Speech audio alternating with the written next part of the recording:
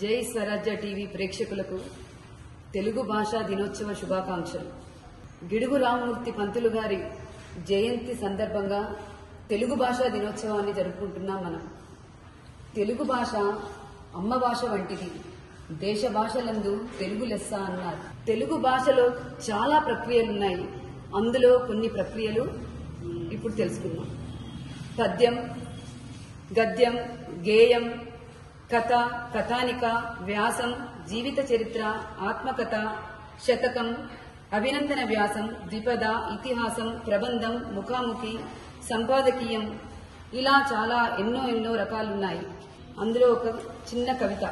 అమ్మ ప్రేమలా స్వచ్ఛమైనది తెలుగు భాష, అమ్మ అనే పదానికి ప్రాణం పోసింది తెలుగు భాష. కన్న తల్లి లాంటి భాష తెలుగు భాష, తేనె కన్నా తీయనిది తెలుగు భాష. ముత్యాల్లాంటి అక్షరాల భాష తెలుగు భాష.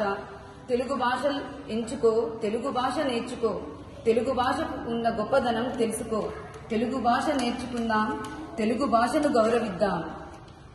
అందరికీ మరొకసారి ప్రేక్షకులకు తెలుగు భాషా దినోత్సవ శుభాకాంక్షలు.